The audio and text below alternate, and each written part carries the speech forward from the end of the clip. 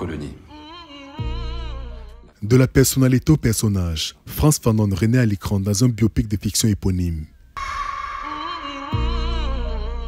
Projeté pour la première fois en Belgique, sous l'impulsion du comité Ujamaa et Diasmicom, deux associations bien connues du coin pour la valorisation de la culture et des valeurs africaines. C'est sur le campus Holbox de l'ULB, dans l'amphithéâtre Francisco Ferrer, que les cinéphiles à 84% étudiants ont découvert le portrait du psychiatre martiniquais, figure majeure des luttes anticoloniales. Les regards se sont fixés sur l'écran, captivés par le destin bouleversant de ce psychiatre devenu révolutionnaire. Docteur Fanon, chef de service. On a besoin d'interroger lui contre le terrorisme. Je veux qu'il puisse vous dire quoi que ce soit. C'est moi qui décide ça. Le film retrace un parcours complexe entre engagement humaniste et combat armé, une tension permanente entre l'homme de soins et l'homme de combat. Il y a un vrai public qui se sent concerné par cette histoire, qui en avait besoin et qui aujourd'hui est au rendez-vous.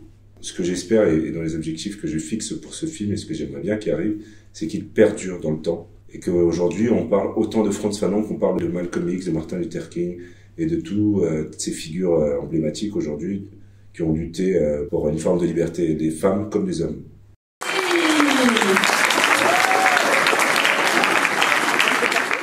Un des moments clés de la soirée, l'échange avec Alexandre Bouillet, l'interprète principal.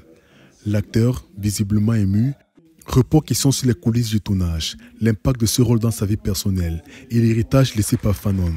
C'est l'histoire d'un homme avec un destin tragique qui s'est battu pour une cause juste. C'est-à-dire que chacun d'entre nous, jeunesse africaine, nous devons reproduire la mission telle que Fanon la décrivait, une mission générationnelle où on a une responsabilité historique à assumer envers la jeunesse qui viendra après nous. Ce type d'œuvre est plus qu'un film, c'est une piqûre de mémoire pour une jeunesse afro-descendante parfois éloignée de son histoire.